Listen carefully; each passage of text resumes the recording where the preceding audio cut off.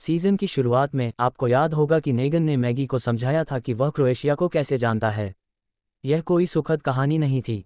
Saviours के समर्पित यातनाकर्ता ने एक युवा लड़की को यातना देकर मार डाला, जिसे नेगन ने विशेष रूप से जाने देने का निर्देश दिया था। ये वह पुष्टि थी जिसकी नेगन को आवश्यकता थी कि क्रोएट अपने मानकों के हिसाब से भी एक मनोरोगी था। नेगन ने मैगी को संक्षेप में बताया, मैंने उसका कान काट लिया और बाकी लोग भाग गए, और एक समय के महान खलनायक की गलत सलाह वाली मोचन चाल जारी रही तेजी से। हर कोई पुरस्कार जीतता है, नेगन के दृष्टिकोण से इस कहानी पर लौटने से शुरू होता है, हालांकि यह कुछ भी उजागर नहीं करता है।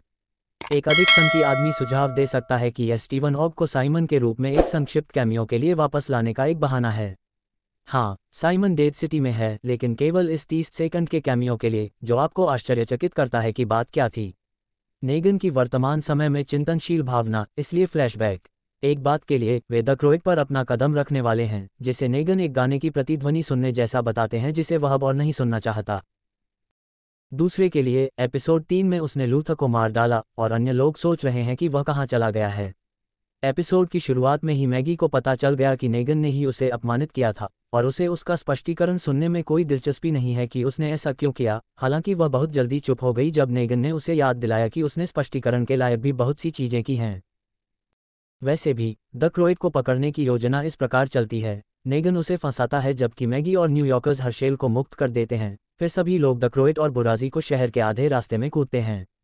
ये हर स्तर पर गलत होता है, स्वाभाविक रूप से, मुख्यतः क्योंकि यह एक घात है।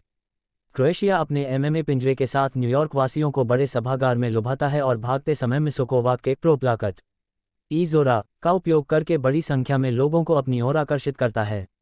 यदि आप सोच रहे हैं कि वे एमएमए में क्यों नहीं आए, थर्मोपाइले की लड़ाई की तरह एक एक करके दरवाजे के माध्यम से चलने वालों को पिंजरा और लालच दें, मैं भी ऐसा ही हूँ। तो संभवतः हर कोई ऐसा ही है। सौभाग्य से गिन्नी, जिसे मैगी ने इधर उधर ताक झांक करते देखा था, के पास यह उज्ज्वल विचार है, और यह उसे, मैगी, टॉमासो और अमाया को सीवा में भागने की अनुमति देता है। इस बीच नेगन द क्रोएट का सामना करने जाता है, जो उसे देखकर खुश होता है। भाईचारे की सद्भावना के संकेत के रूप में उसने नेगन को दिखाने के लिए कि वह उसकी तरफ है, पेरली आर्मस्ट्रॉन्ग को बालकनी से फेंक देता है, लेकिन वह नेगन की करुणा की नई भावना को कमांगता है, क्योंकि वह पेरली को मौत से बचाता है, हालांकि पैर में एक खराब छेद से नहीं। एपिसोड के अंत में नेगन पेरली के साथ भाग जाता है, और वह नेगन को बंदूक की नोक पर पकड़कर गिरफ्तार करने की कोशिश करके एहसान का बदला चुकाता है। इस बीच मैगी एंड कंपनी, सीवरों में उतरो, मुझे यकीन है कि यह एक मज़ेदार पुराना समय होगा।